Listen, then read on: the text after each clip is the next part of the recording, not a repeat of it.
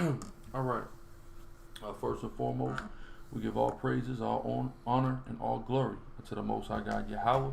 We do so in the name of His only begotten Son, who the world calls Christ Yahweh Shai. It's your brother Chief Priest Allah Zarban Lawyer, aka the Guerrilla Hebrew. Mr. Brother Hassan. And we back at y'all with another class. This class is the one we go over the Torah and the history. All right, the history portion and the Torah portion.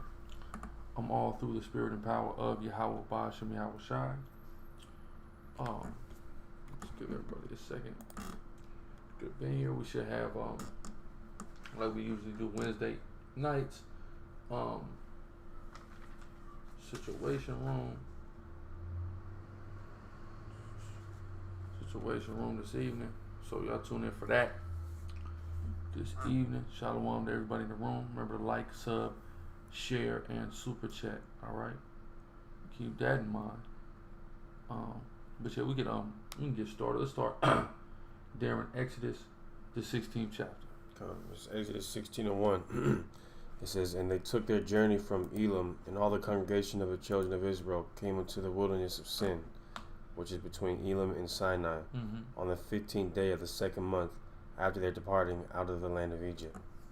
And the whole congregation of the children of Israel murmured against Moses." So y'all got to remember this. This context is clear, and it's good. It sets this tone because it lets us know something. So this is the 15th day of the second month. Okay, the 15th day of the second month, right? Remember that, day 15. This will come into play in a little later on in the chapter. But remember, y'all, it's the 15th day of the second month. Read on. And the whole congregation of the children of Israel murmured against Moses and Aaron in the wilderness. And the children of Israel said unto them, "Would to God we had died by the hand of the Lord in the land of Egypt, when we sat by the flesh pots, and when we did eat bread to the full."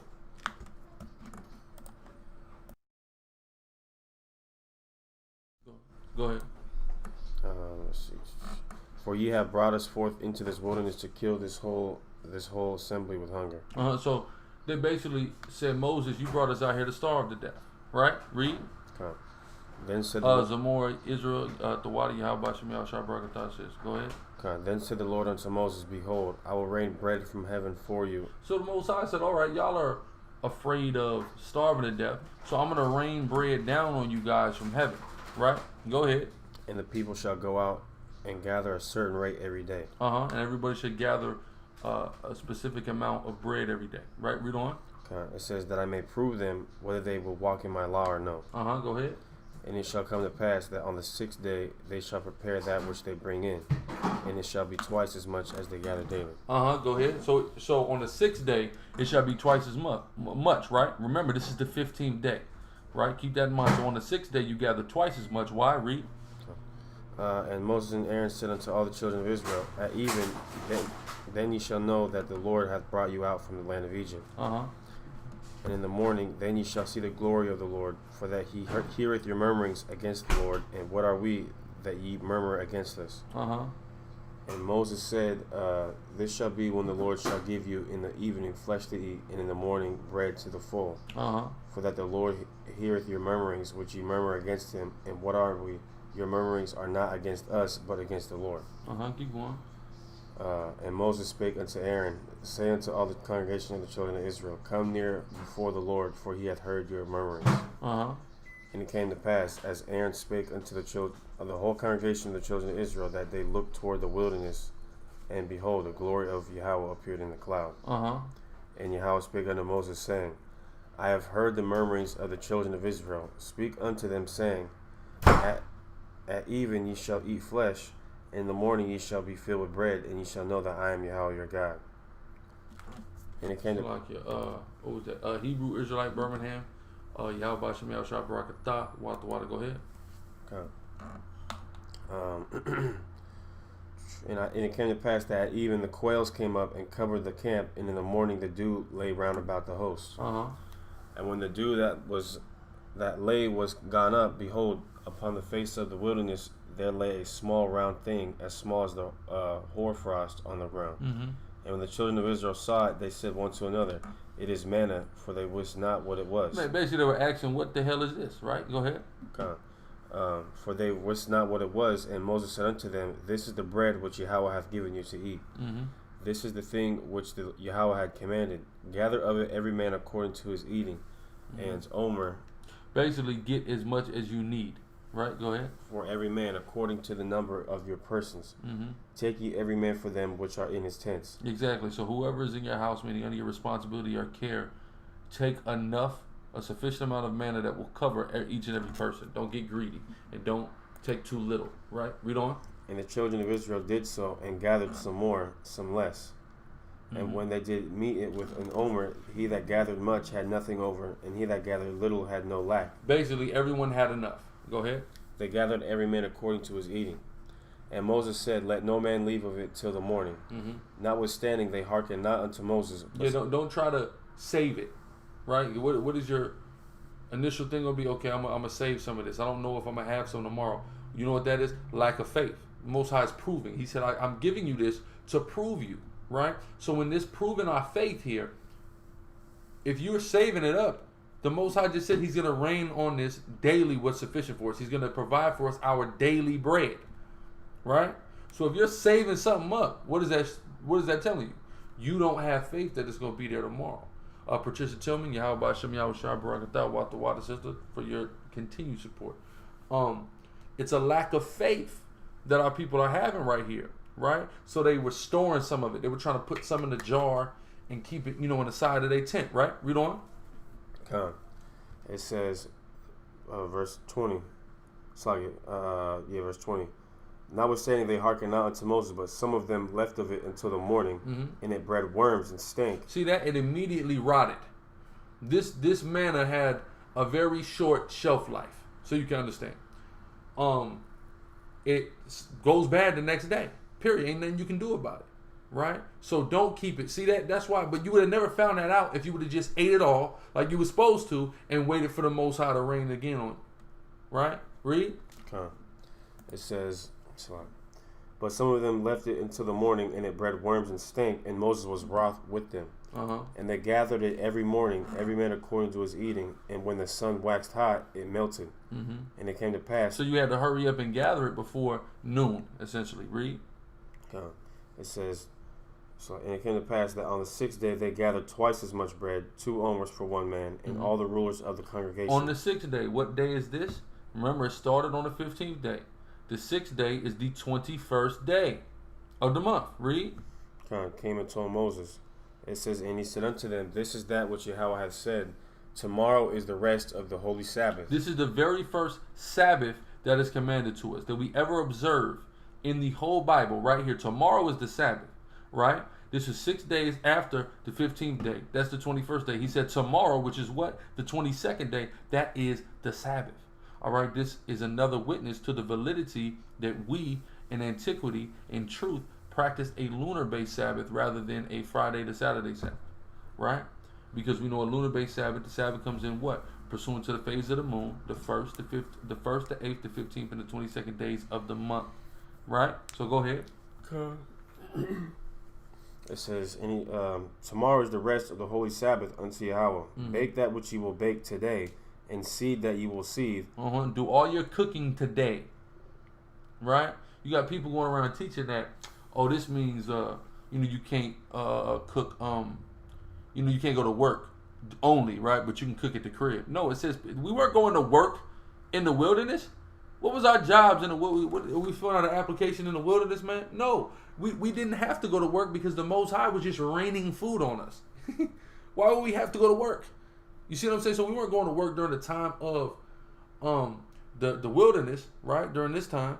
So it says bake what you will bake today, meaning you can't cook tomorrow. Right? So you can't cook on the Sabbath. Right? Go ahead. It says, bake that which you will bake today, and seed that you will seed, and that which remaineth over, lay up for you to be kept until the morning. Which proves you. Right, so the only day that you're allowed to keep stuff over is what? On the 6th day. So you can eat it on the 7th day. You said what? Which proves you can eat on the Sabbath. Yeah. Oh, yeah. Eric Mason. You certainly can eat on the Sabbath. Ridiculous. Go ahead. And they laid it up until the morning as Moses bade. What about all the feast days that say tomorrow is the Sabbath of rest, but you're supposed to feast? Yeah. Come on, man. Go ahead. And it did not stink, neither was there any worm therein. So on that specific day, see, the Most High had this specifically engineered manner that nobody could identify even to this day, where it would go bad after 12 hours every day, but on the Sabbath day. Right? Read on. It says, and it did not stink. Sorry, verse 25. And Moses said, "Eat that today, for today is a Sabbath unto Yahweh. Today ye shall not find it in the field. 6 days ye shall gather it, but on the seventh day, which is the Sabbath, in it there shall be none." I'm gonna make it to last on this day, because tomorrow you ain't gonna be able to find none to eat. So you should be out there gathering on the Sabbath. Read on. It says, "And it came to pass that there went out some of the people on the seventh day for to gather, and they found none." And they what? Found none. So some of these wicked niggas, they went out on the 22nd day of the month, which is the Sabbath, pursuant to the lunar cycle that the Most High gave us, going back to Genesis 1. They go out to gather and ain't nothing there. Evil niggas. The Most High already told you that. Go ahead. It says, "And Yahweh said unto Moses, How long refuse ye to keep my commandments and my laws?" How long you going to just refuse? He's doing all this to prove us. And he's frustrated. How are you going to refuse the commandments and the laws? But the refusal of the commandments and the laws starts with the lack of faith in their mind. That's what it all starts from. Right? That's why it's impossible to please Yahweh, the Most High, without faith. Because how sin even starts, really starts from a lack of faith in your brain. Then it manifests in your evil and sinful flesh. Right? So is the Sabbath day every Friday, sundown, and Saturday? No, it's not. The Sabbath is not fixed to the Gregorian calendar. The Sabbath that our God gave us pre-exists the Gregorian calendar. So it's not fixed to the Gregorian calendar. It's fixed to what God said he gave us for signs and seasons and days and weeks and months, which is the lunation cycle. So the first day on a new moon, that's the Sabbath, and every 7 days thereafter until the next new moon is the Sabbath. So right now, the Sabbath is Sunday evening to Monday. Well, that's what it was last week, but it's going to be a new moon, and the new year coming in this week, which I believe is on Tuesday evening. Tuesday evening to Wednesday evening. All right? So that was what will be next week, March the 5th. All right? You want to keep up with the High Holy Day scheduling calendar, you can go to Exodus1715.org. Right? So read. Verse 29, "See for that Yahweh hath given you the Sabbath, therefore he giveth you on the 6th day the bread of 2 days. Don't you see? The Lord gave you a day for you to rest, so you wouldn't have to go out and gather anymore. He gave you twice as much on that 6th day to alleviate. Right, read. "Abide ye every man in his place. Let no man go out of his place on the seventh day." Stay your ass in the house on the Sabbath. Stay inside. That's a law. Right, read. "So the people rested on the seventh day. And the house of Israel called the name thereof manna, and it was like coriander seed, white, and the taste of it was like wafers made with honey." So it was a little sweet. Right, go ahead. "And Moses said, This is the thing which Yahweh commandeth, fill an omer of it to be kept for your generations, that they may see the bread wherewith I have fed you in the wilderness." So he said this little bit you can keep and have it essentially as some type of a family heirloom to show people, look, you see this? The Most High was going to preserve that little omer to say, look, you see this? This has come from when we was in Egypt. Right? Read. "When I brought you forth from the land of Egypt. And Moses said unto Aaron, Take a pot and put an omer full of manna therein, and lay it up before Yahweh to be kept for your generations. As Yahweh commanded Moses, so Aaron laid it before the testimony to be kept. And the children of Israel did eat manna 40 years, until they came to a land inhabited. They did eat manna until they came unto the borders of the land of Canaan." So that was what we ate every day until we went home. Right? Go ahead. "Now an omer is the 10th part of an ephah." Verse Exodus 17:1. "And all the congregation of the children of Israel journeyed from the wilderness of Sin after their journeys, according to the commandment of Yahweh, and pitched in Rephidim, and there was no water for the people to drink. Wherefore the people did chide with Moses, and said, Give us water that we may drink. And Moses said unto them." All right, so there we go. Yeah, we got manna raining from heaven, but now what are we going to drink? We thirsty, right? Read on. "And Moses said unto them, Why chide ye with me? Wherefore do ye tempt Yahweh? And the people thirsted therefore water, and the people murmured against Moses, and said, Wherefore is this that thou hast brought us up out of Egypt to kill us and our children? Here these niggas go again. Now we going to die of thirst, right? Just no faith in us, right? Correcting dummies. Yahweh Ba'ashem Yahweh Shah Barakatah Watha Water, brother, or sister, whoever you are. Right, go ahead. Come. It says, to kill us and our children and our cattle with thirst. And Moses cried unto Yahweh, saying, what shall I do unto this people? They be almost ready to stone me. And Yahweh said unto Moses, go on before the people, and take with thee of the elders of Israel, and thy rod wherewith thou smotest the river, take in thine hand, and go. Behold, I will stand before thee there upon the rock in Horeb, and thou shalt smite the rock, and there shall come water out of it, that the people may drink. And Moses did so in the sight of the elders of Israel. And he called them. So he said, hit that rock, and the water's gonna come out. Right, read. And he called the name of the place Massah and Meribah, because of the chiding of the children of Israel, and because they tempted Yahweh, saying, is Yahweh among us or not? Then came Amalek and fought with Israel in Rephidim. So we chilling, right? And here comes the Amalekites. Who are your Amalekites? The so-called Jewish man. Okay? So you can understand. The Rothschilds. Who's some other Jews? Rockefellers. All these devils. I'm trying to think of some famous Jews. Who's a damn famous damn Jew? Lou Gehrig. Lou Gehrig. Why can't I think of any? They got these Jewish actors, and Adam Sandler. He was back there. Okay? All these damn I can't even think of no Jew right now, man. To save my life. Adam Sandler, he was back there. Gold something Steen. Just think of all the Steens. All the Steens. And Goldberg, Bill Goldberg was there from WCW. He was back there. He was probably he's the greatest one they ever had. So Einstein, Ben Stein, all these devils was back there, right? And they came against us. Go ahead. Okay. It says, and Moses said unto Joshua, choose us out men, and go out, fight with Amalek tomorrow. I will stand on the top of the hill with the rod of God in my hand. And Joshua did as Moses had said unto him. Jesse Smollett. That's a good point on that. Jesse Smollett. Bernie Sanders a damn rat. Go ahead. And fought with Amalek, and Moses, Aaron, and Hur went up to the top of the hill. And it came to pass, when Moses held up his hand, that Israel prevailed, and when he let down his hand, Amalek prevailed. But Moses' hands were heavy, and they took a stone and put it under him, and he sat thereon. And Aaron and Hur stayed up his hands, the one on the one side and the other. So he's holding up a stone. Don't this sound like more magic? See that? So again, I'm always bring it out every time I hear it, just so we can read. People always think we're crazy. 12 tribes chart is wrong. You see the Levites doing all this magic, don't you? Read. And Aaron and Hur stayed up his hands, the one on that one side and the other on the other side, and his hands were steady until the going down of the sun. So as long as he kept that rock held high, we would win. But if it dropped, we would lose. Okay? That's what some would call magic. See? Go ahead. And Joshua discomfited Amalek and his people with the edge of the sword. Joshua, a mighty brother from the tribe of Ephraim, warrior, discomfited them. What does that mean? He whooped their ass. Go ahead. And Yahweh said unto Moses, write this for a memorial in a book, and rehearse it in the ears of Joshua, for I will utterly put out the remembrance of Amalek from under heaven. You see that?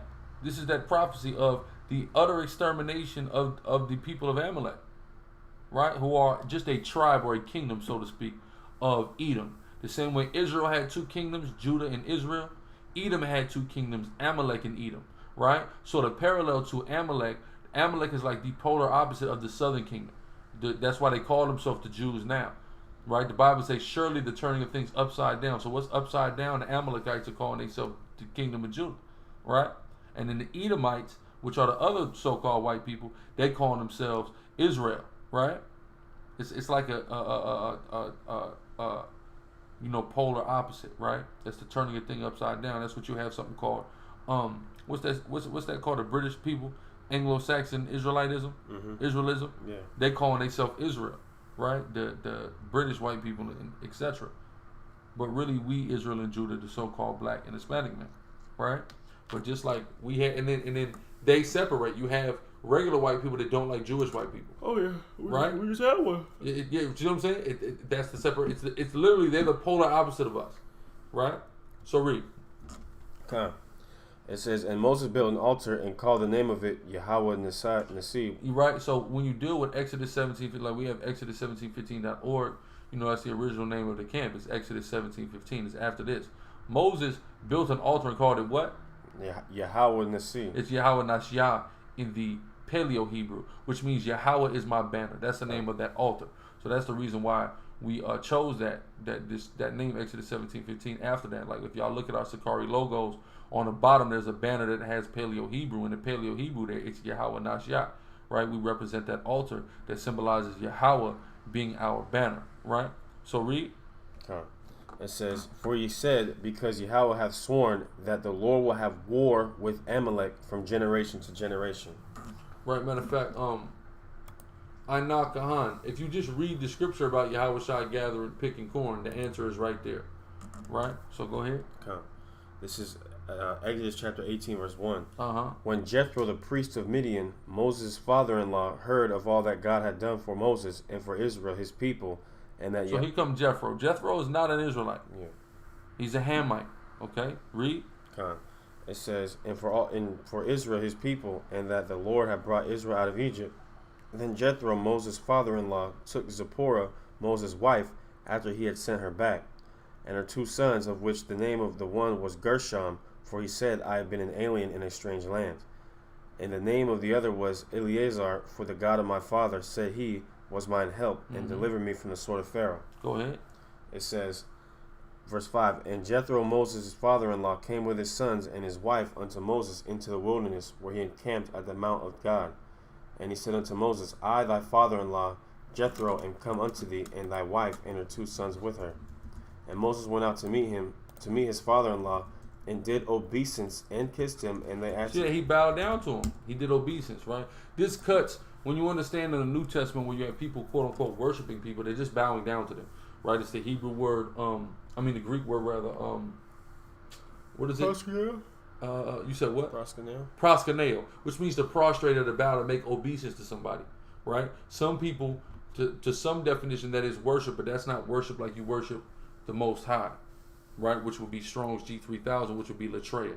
This proskuneo just means you bowing down in reverence. You're giving reverence to somebody, right? Moses did it to Jethro. So if anybody ever tries to play the game, oh, Christ let people worship him. Well, he let people bow down to him the same way Moses, who gave you the law, bowed down to his father-in-law. The same way Abraham, the father of faith, bowed down before the damn Canaanites. Yeah, so we got to worship heathens now. Yeah, exactly. It's problematic. The only thing we ever worship and give sacred service to, which is the true form of worship, is to Yahweh, right? That's the only thing you see any of those individuals ever dedicate worship to.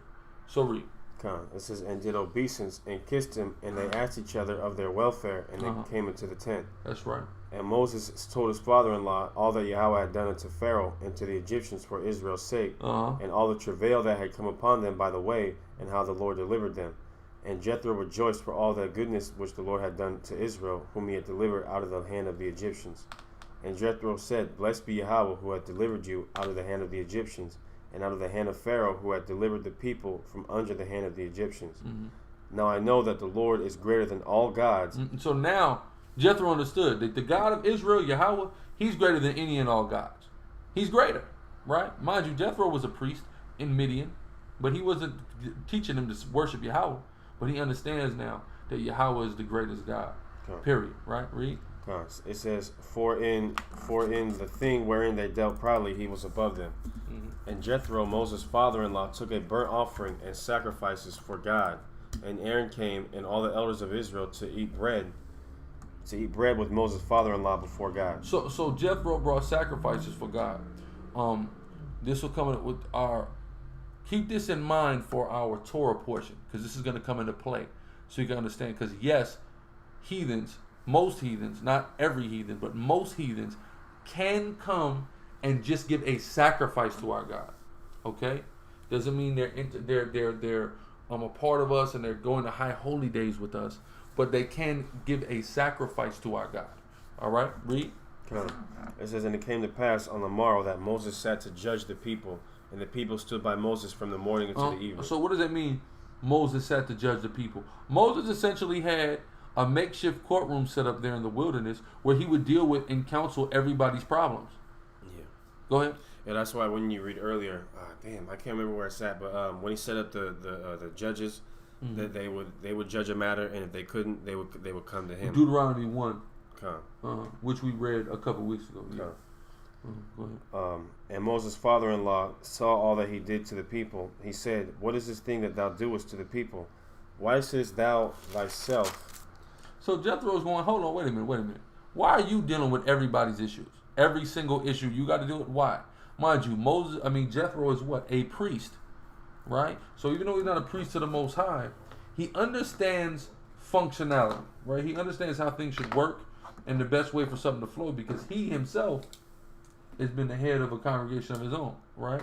So he understands that that's not practical for this man, especially to judge the matters between this substantial group of people, right? Read. Come, thou thyself alone, and all the people stand by thee from morning unto evening. And Moses said unto his father-in-law, because the people come unto me to inquire of God. When they have a matter, they come unto me, and I judge between one another. He said, look, when they want to know what the Most High wants, they got to come to me. They got to come straight to the man, right? Read. And I judge between one another, and I do make them know the statutes of God and his laws. I tell them what God said in the law, right? Read. And Moses' father-in-law said unto him, the thing that thou doest is not good. It's not good what you're doing, Mo. All right? So he's getting ready to give him some game, some advice, right? Some wisdom. Go ahead. Thou wilt surely wear away, both thou and this people that is with thee, for this thing is too heavy for thee. It's too damn much. You're going to go gray. You're going to be stressed out. You're going to have anxiety. Okay?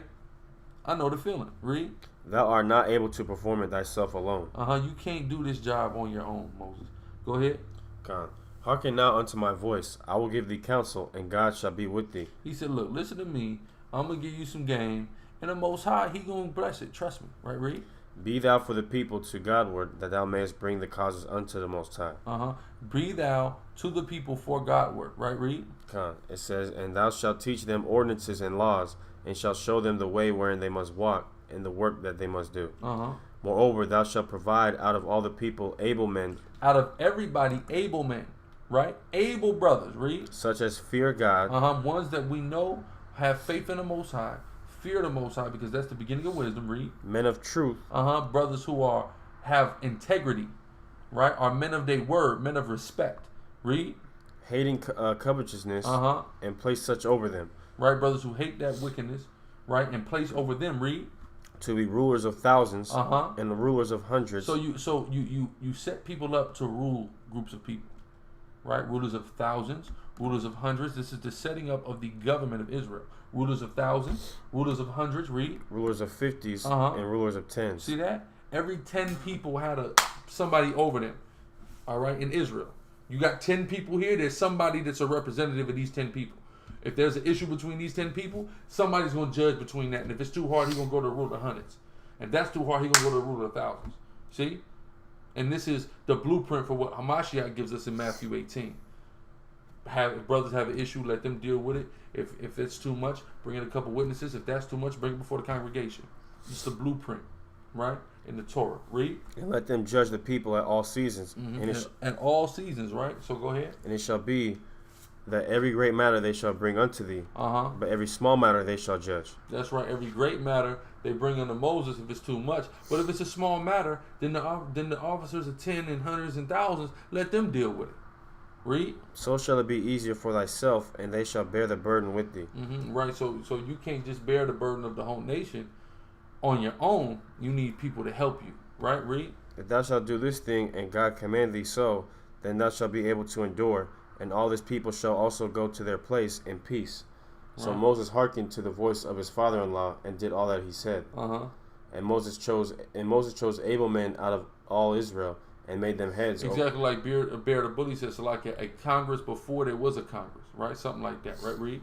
And made them heads over the people, rulers of thousands, rulers of hundreds, rulers of 50s, and rulers of 10s. And they judged the people at all seasons. The hard causes they brought unto Moses, but every small matter they judged themselves. That's right, go ahead. And Moses let his father-in-law depart, and he went his way into his own land.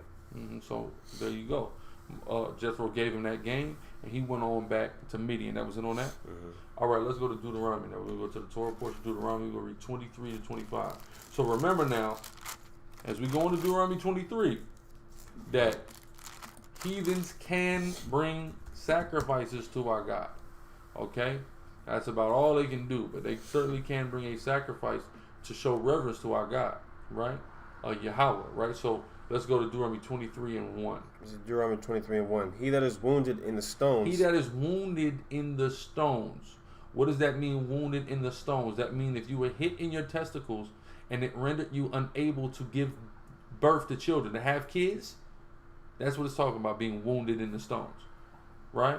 Read. Or have his privy member cut off. If you were castrated. Read. Shall not enter into the congregation of Yahweh. You could not bring a sacrifice to God if you were hit in your testicles and rendered sterile, or if you were castrated. You cannot enter into the congregation of Yahweh. Right? Meaning you cannot come and bring a sacrifice to our God. Read on. Here, verse 2. A bastard shall not enter into the congregation of the Lord. A bastard, which is a mamzer, which is a product of an unlawful sex act, i.e. incest. Okay? That's what a mamzer is. Not a mixed person. There's no biblical precedent on that. The whole nation of Israel is mixed. That's retarded. But it says a bastard shall not enter the congregation, meaning in specifics, an incest baby shall not enter into the congregation of the Lord. And it'll elaborate in the next verse. Read. Even to his 10th generation. Even a what? 10th generation. 10th generation. Okay, so when anybody ever tries to come to you with that nonsense mamzer doctrine, you read this second verse. That's what you read to them. Because this is a bastard. If they say a bastard is a mixed person, it said it should never enter the congregation, even to the 10th generation, meaning they can never come, right? But the reason why nobody will ever say that is they won't deny that black people in America have been mixed, right? They just, or somebody's grandfather or grandmother or somebody is white, right? Or Native American or something that's non-black, right? So they try to change this doctrine. But if, in fact, a mamzer is a mixed person, they can never enter, right? And there's no way to definitively determine whether or not your family's been mixed in the generations. So this disqualifies pretty much everyone, right? This is exactly why they try to mix verse 2 with verse 7. Verse 7 says nothing about a mamzer. Verse 2 does. It's one of only two places in the whole Bible that word is ever used. And here it says they should never enter even to the 10th generation. Right? So what is that dealing with? An incest baby. It's going to elaborate. Read on. It says, even to his 10th generation shall I not enter into the congregation of Yahweh. Even to the meaning never, even 10 generations later, this damn incest baby is not entering. Verse 3. An Ammonite or a Moabite. An Ammonite or a Moabite shall what? Shall not enter into the congregation of Yahweh. Even to their 10th generation. Notice, a bastard can't enter to the 10th generation. Even past that, and neither can an Ammonite or a Moabite. Coincidentally enough, a bastard and an Ammonite and a Moabite all are the product of what? An incest between father and daughters, right? Coincidentally enough, this is even further substantiation through the spirit and power of Yahweh B'Shem Yahweh Shai, how we know what a bastard is. So don't let anybody deceive you. They just need to read. Not read half a verse and then jump to another verse and merge verses. Read contextually verse 2 and verse 3, and it'll all become very plain at that point what a damn bastard is. An incest baby. So read. Even to their 10th generation, they shall not enter into the congregation of Yahweh forever.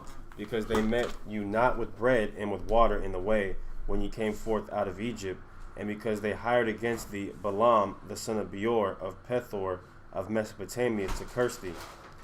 Nevertheless, Yahweh thy God would not hearken unto Balaam, but the Lord thy God turned the curse into a blessing unto thee, because the Lord thy God loved thee. Keep going. Verse 6, thou shalt not seek their peace, nor their prosperity all thy days forever. See that? So we are never to enter into league with the so-called Chinese and Japanese men. Ever. right? We don't need to have a peaceful relationship with the Chinese and the Japanese, man. We don't need to go into business with the Chinese and the Japanese, man. Forever, right, Reed? Oh God, this. Thou shalt not abhor an Edomite. See, what guys do is with the Man's doctrine, they take verse 2 and verse 7, and then they merge it, right? But then also you have people who bring this out to say, oh, you can't hate white people, right? Don't worry about it. Go ahead. Thou shalt not abhor an Edomite. So I forgot that you got to really show niggas about this one. No, Salah. you do. I forgot about that. Yeah. So don't worry about it. We're going to go right into it. Window.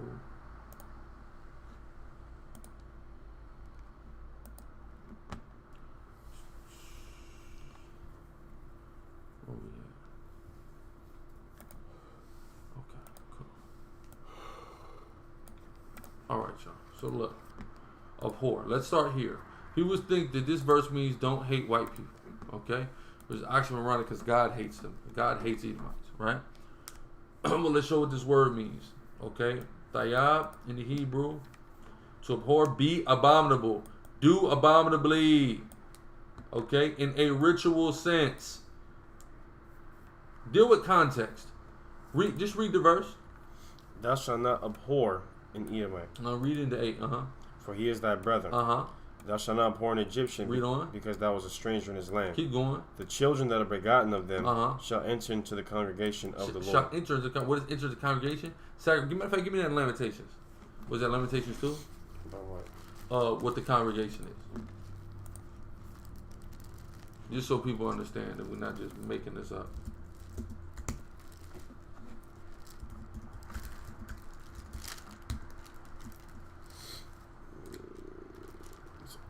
Sanctuary, I think is. Oh yeah, something like that.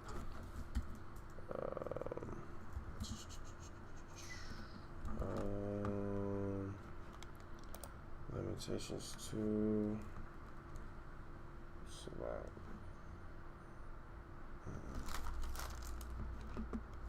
I may be tripping.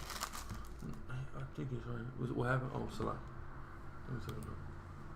Brandon Hughes, Yahweh Shem Yahweh Shah Barakatah, Water Water, brother. Appreciate that gracious donation.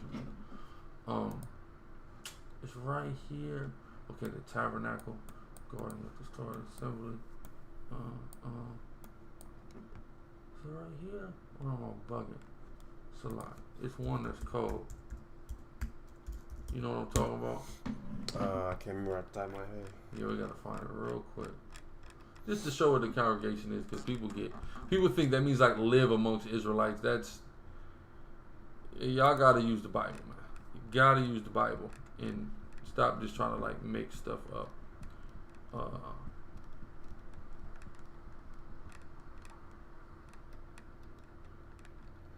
1.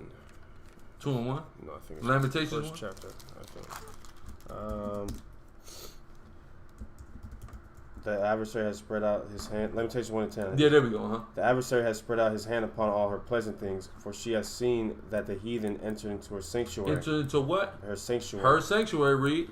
Whom thou didst command that they should not enter into thy congregation. So that sanctuary is the congregation, that temple where you go and do what? Bring sacrifices. See? That's what the entering into the congregation is, right? So let's start 23 and 7 again from the top and read into 8. This is Deuteronomy 23 and 7. Thou shalt not abhor an Edomite, for he is thy brother. Thou shalt not abhor an Egyptian, because thou was a stranger in his land. Right, go ahead. It says, the children that are begotten of them shall enter into the congregation of Yahweh in their 3rd generation. See that? So it says they shall enter the congregation. So again, abhor means be abominable, do abominably in a ritual sense, right? So what it's saying is, don't not let them come and bring sacrifices into our congregation. Don't not let them, right? In their 3rd generation, meaning after 3 generations, they can start coming and offering sacrifices to our God if they'd like, right? But now, let's deal with this other word here, which is Edomite. What y'all gonna come to find is this is not the typical word for Edomite. It's an actual, an actual clerical error. Okay, and we're gonna show it to you because it's also translated as what? Syria. And we're gonna read about it, right? So here we got 2 Kings 16 and 6. And at that time, Rezin, king of Syria, recovered Elath to Syria and drave the Jews from Elath, and the Syrians came to Elath and dwelt there unto this day. So this is about Syria. See? There's no way this word could mean Edomite right here, because Rezin was an actual king of Syria. All these lands are not next to Edom, are not by Edom, none of that, right? So this is what lets us know this was a clerical error. And the reason for the clerical error is when you deal with the Dalet or the Da letter in the Assyrian script, and then you deal with the Resh or the Ra letter in the Syrian script. Literally the only difference between them is the length of the back of it, right? So sometimes things like that will get lost in translation. In this instance, it's really dealing with Assyrian, right? To further prove that, read 7 again from the top. Deuteronomy 23:7. Thou shalt not abhor an Edomite, for he is thy brother. Thou shalt not abhor an Egyptian, because thou was a stranger in his land. That's 7. Right, so it says, do not abhor Edomite. Why? Because he is thy brother. Right? This is important. Okay, let's read this. Genesis 29 and 15. And Laban said unto Jacob, because thou art my brother, shouldest thou therefore serve me for naught? Tell me what thy wages shall be. So Laban identified Jacob as his brother, right? Let's see what Laban is. And Isaac was 40 years old when he took Rebekah to wife, the daughter of Bethuel the Syrian, of Padanaram, the sister of Laban the Syrian. So our brothers were the Syrians early on in our existence. To further prove that, we're Syrian ready to perish. Yeah. Deuteronomy 26:5. And thou shalt speak and say unto Yahweh thy power, a Syrian ready to perish was my father.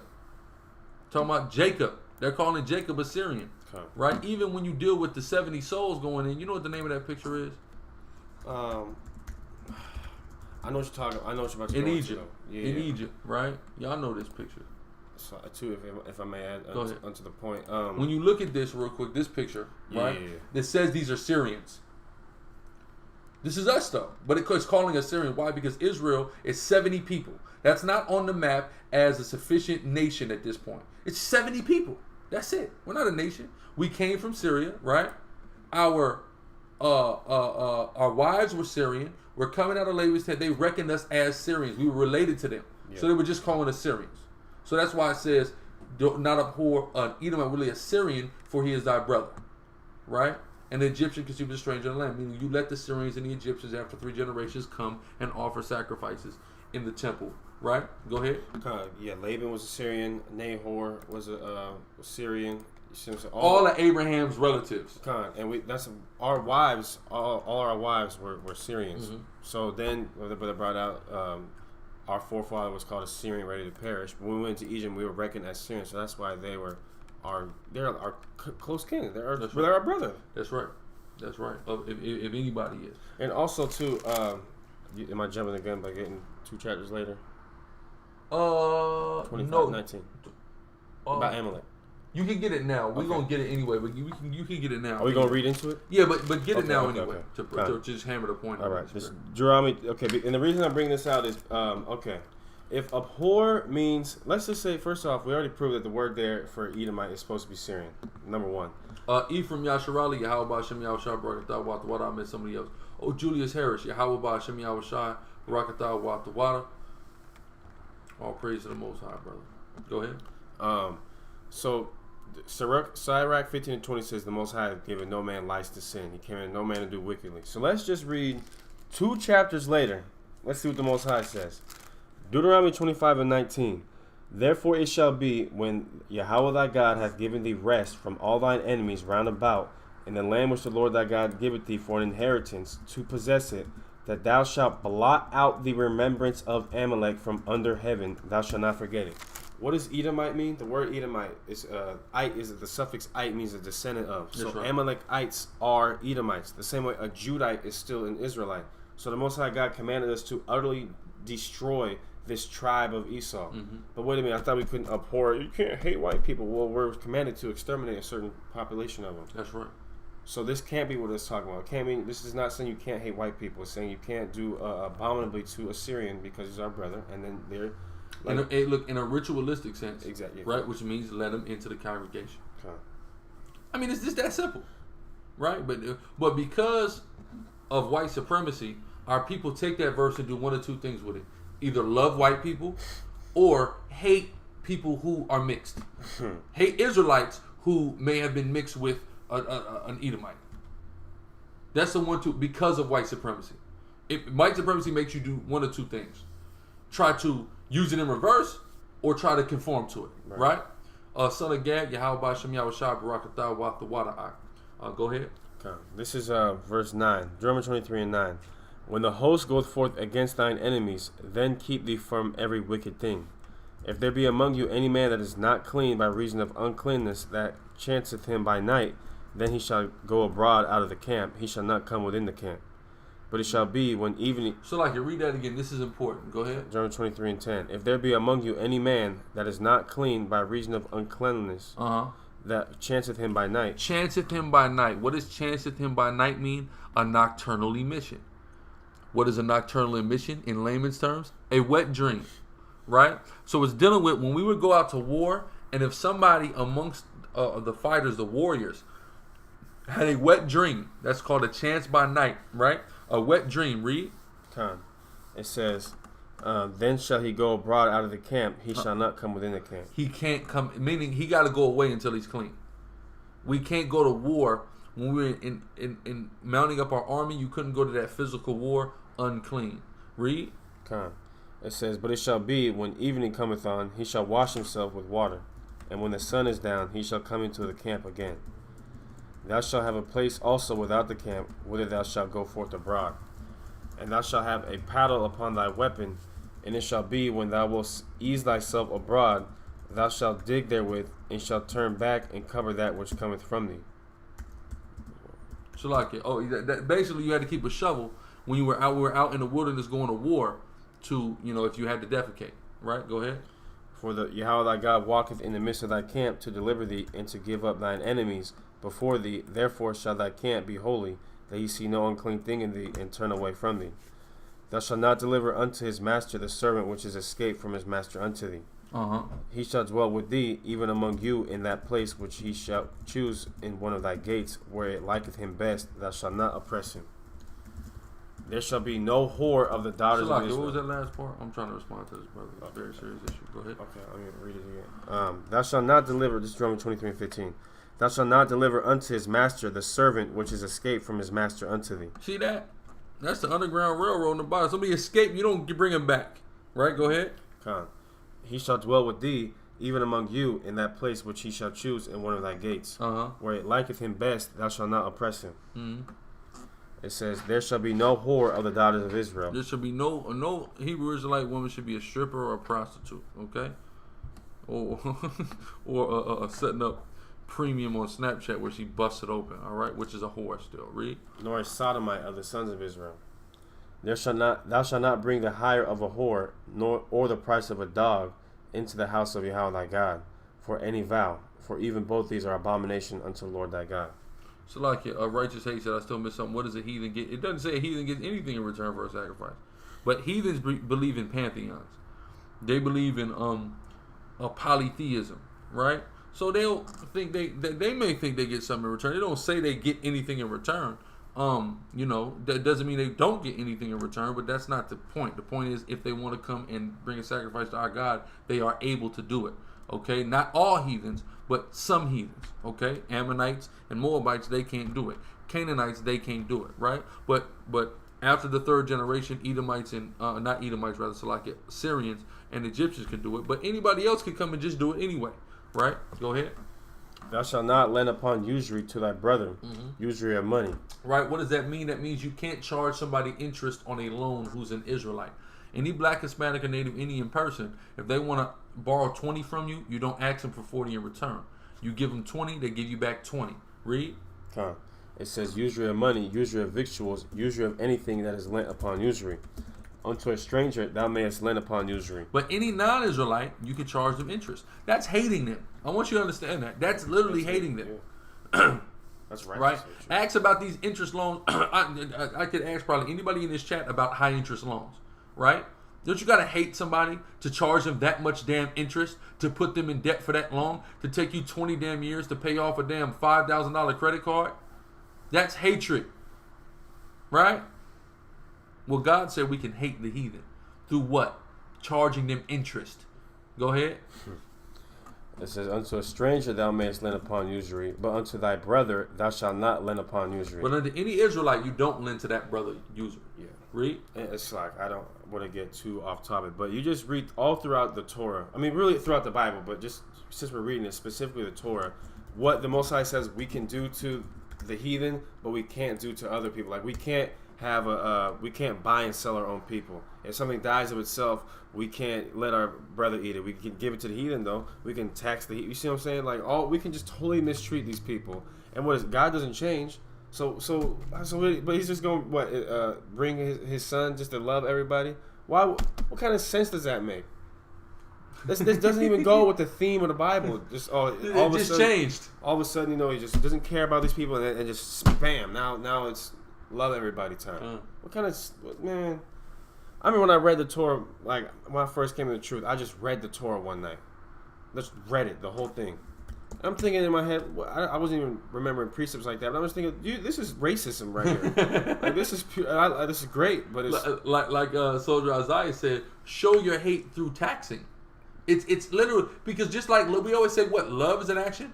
So if love is, then hate is what, an action. No, of course. We show hatred. What does that mean? That means I prefer my people, and I'm gonna do things to you that I wouldn't do to them. Yeah. I'm gonna treat you in a way that I wouldn't treat anybody, my people, right? Yeah.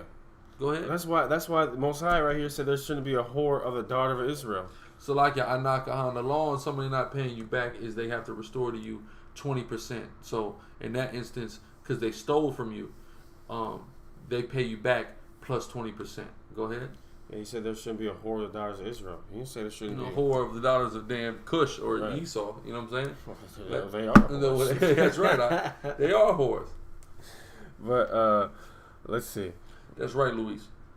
Verse 20. Deuteronomy 23 and 20. Unto a stranger thou mayest lend upon usury, but unto thy brother thou shalt not lend upon usury. That Yahweh thy God may bless thee in all that thou settest thine hand to in the land where thou goest to possess it. Verse 21. When thou shalt vow a vow unto Yahweh thy God, thou shalt not slack to pay it. So that's why it's better for brothers to not enter into vows, because you got to pay that vow. You got to do what you're supposed to do. Right? Period. You should not slack to pay it. Read. For Yahweh thy God will surely require it of thee, and it will be sin in thee. And if thou shalt forbear to vow, it shall be no sin in thee. That which is gone out of thy lips, thou shalt keep and perform. You better do it if you said you were going to do it. Read. It says, even a free will offering, according as thou hast vowed unto Yahweh thy God, which thou hast promised with thy mouth. Right, go ahead. When thou comest into thy neighbor's vineyard, then thou mayest eat grapes thy fill at thine own pleasure, but thou shalt not put any in thy vessel.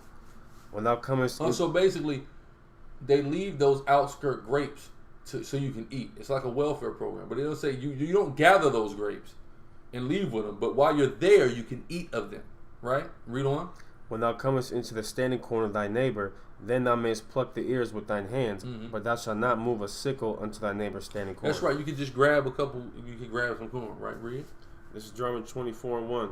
When a man had taken a wife and married her, and it come to pass that she find no favor in his eyes, because he hath found some uncleanness in her, then let him write her a bill of divorcement. See that? So Moses suffered you to divorce. We know Yahushua, who's pursuant to Deuteronomy 18, word is the law, Deuteronomy 18 and 19, he said, at least for fornication. All right? So there was an alteration in the divorce law. And that came directly from Yahweh, because Yahushua only gave what came from Yahweh. Read. And give it in her hand, and send her out of his house.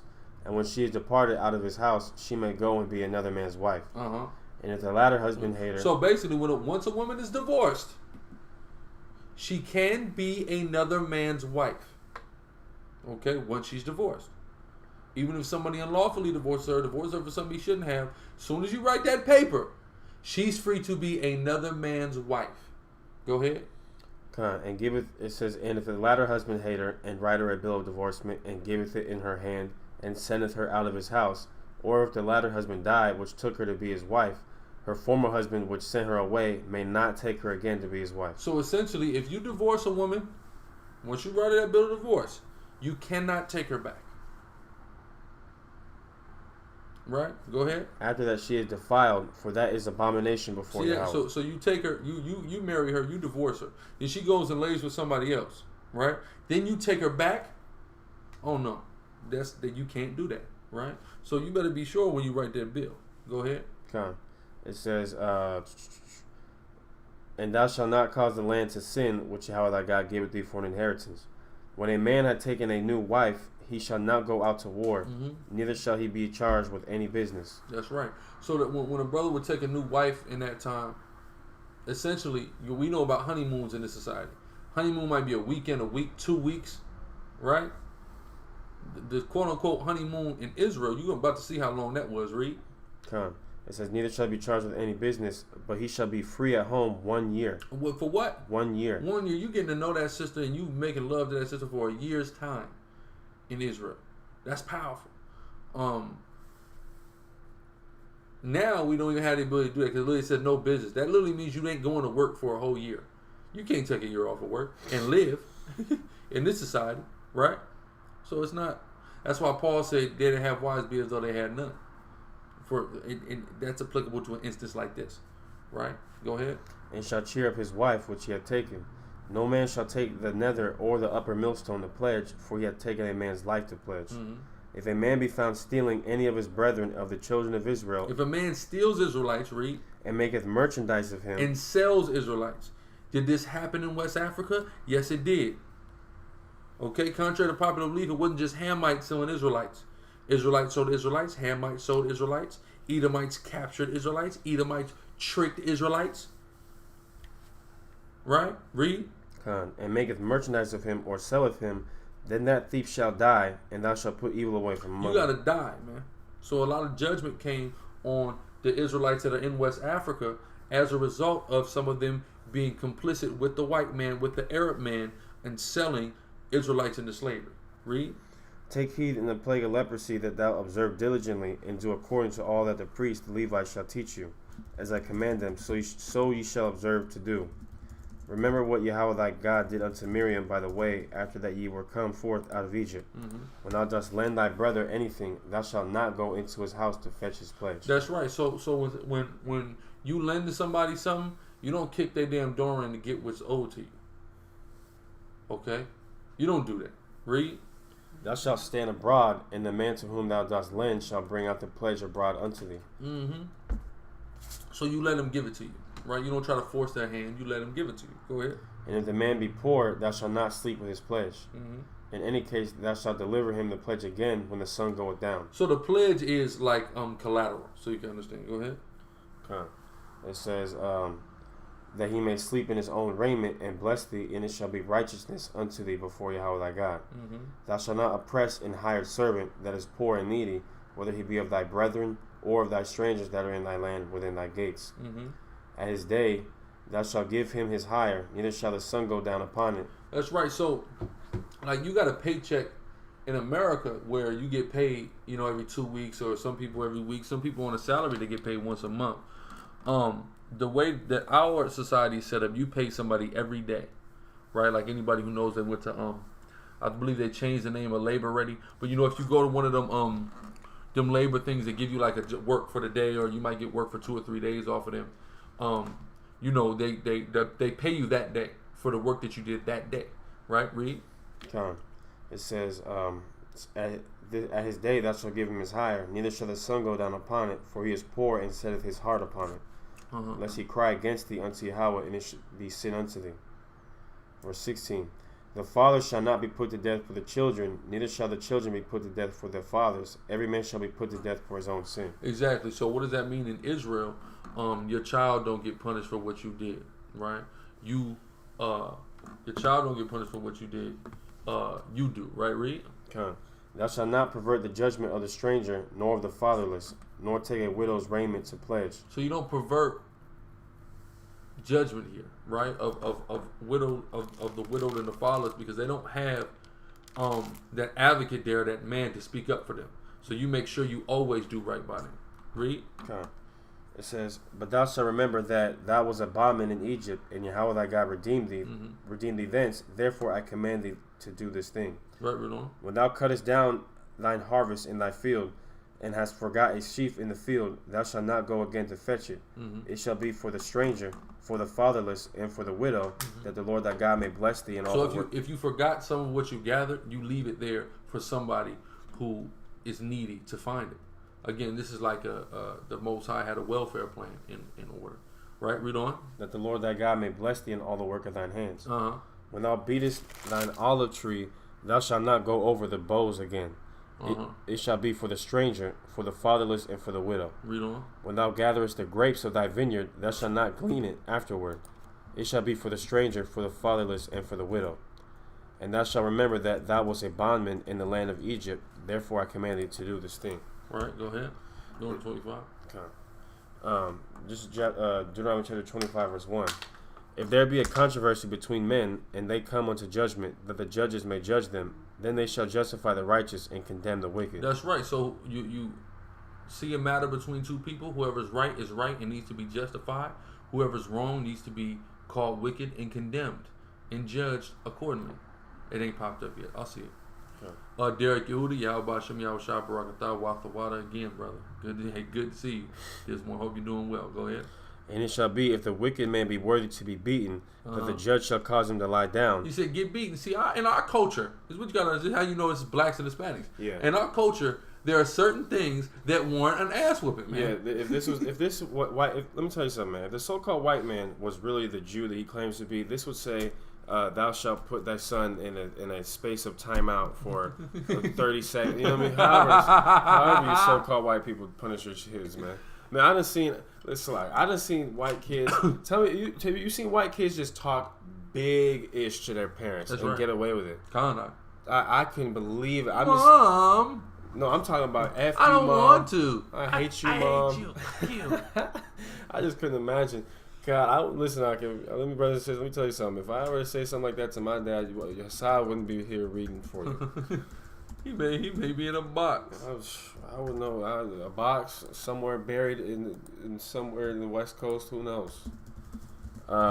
It says that it shall be, if the wicked man be worthy to be beaten, that the judge shall cause him to lie down and to be beaten before his face, according to his fault by a certain number.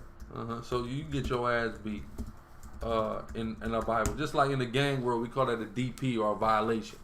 Or you did something crazy. All right, he needed DP. He need his ass whooped. DP, which is an abbreviation of discipline. You need discipline. Man, where in California you from? I got a young brother on the comment board I'm talking to, Marcos. He's Hispanic. He don't act like he don't like us, and he certainly don't act like a white boy. Neither does Luis Garcia. Neither do Dario Felix. Neither does Tribe Ephraim Israel. Neither is Ephraim Yasha. What the hell are you talking about?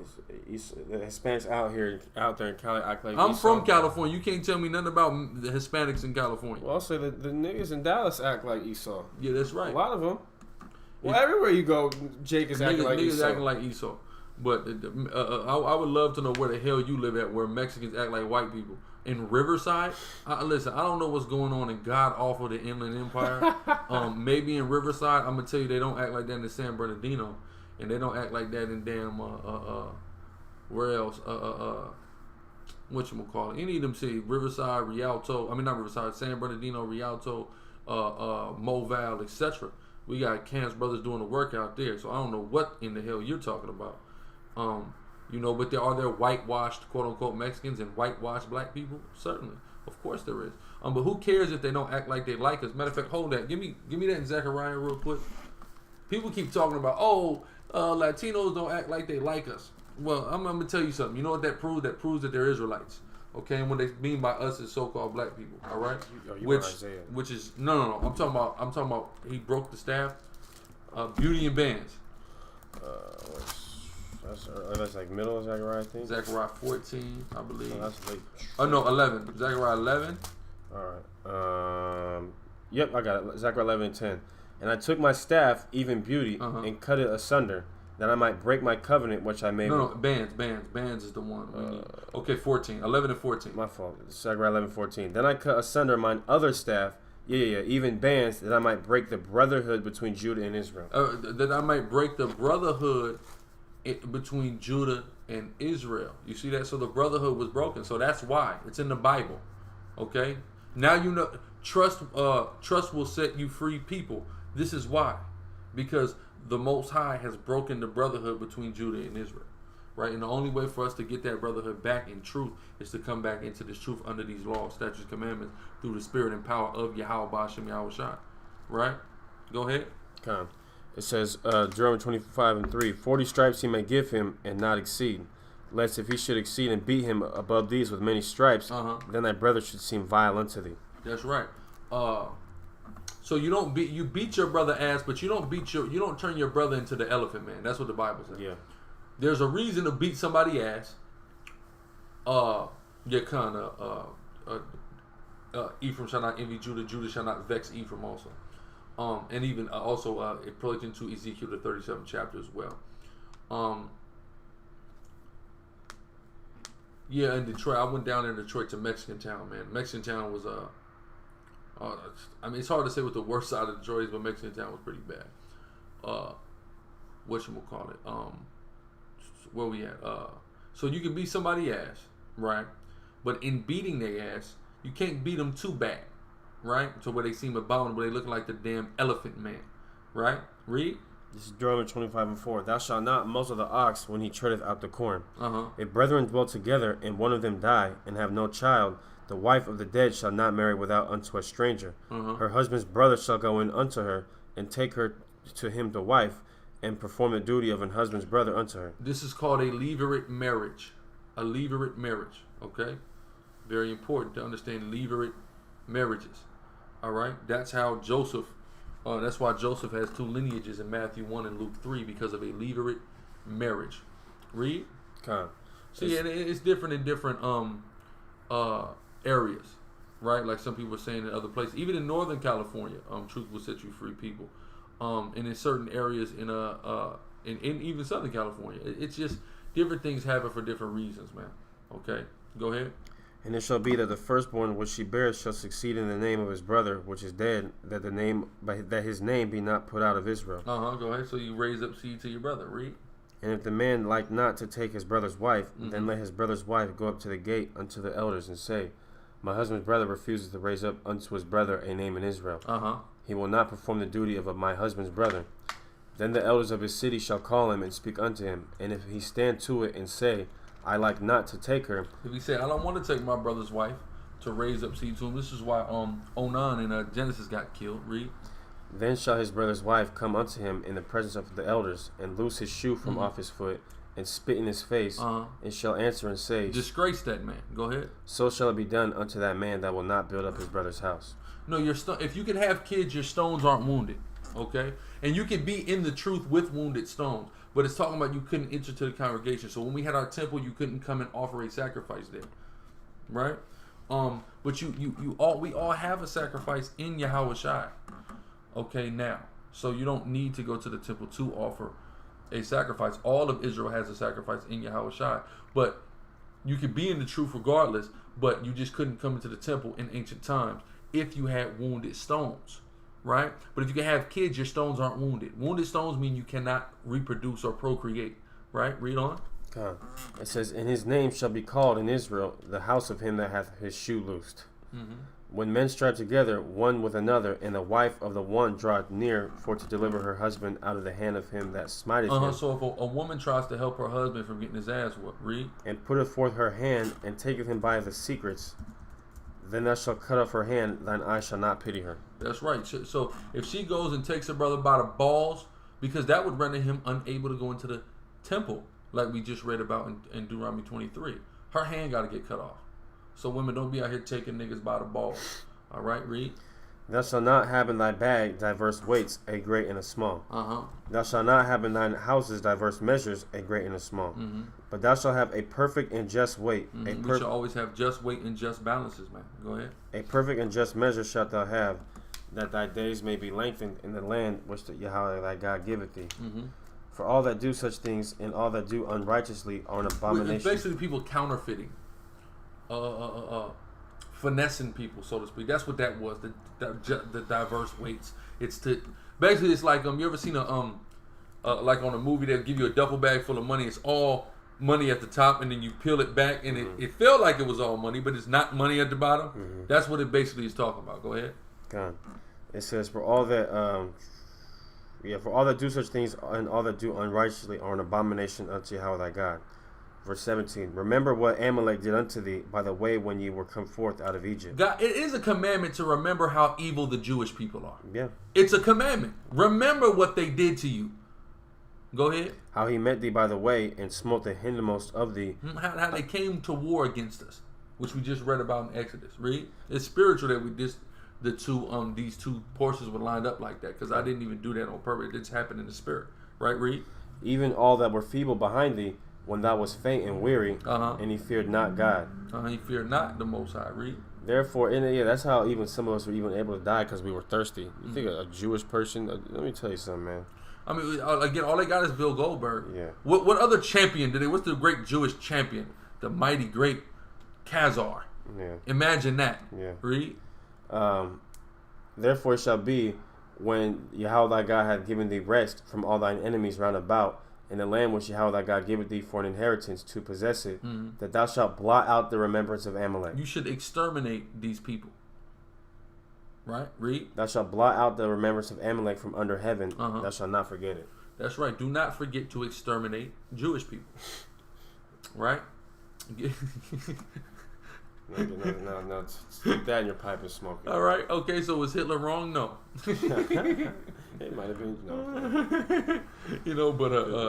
But this is why Saul got took out of power and no longer was the king, because he broke this law, and Samuel had to go and hew Agag. Right? That was it on that? Yeah.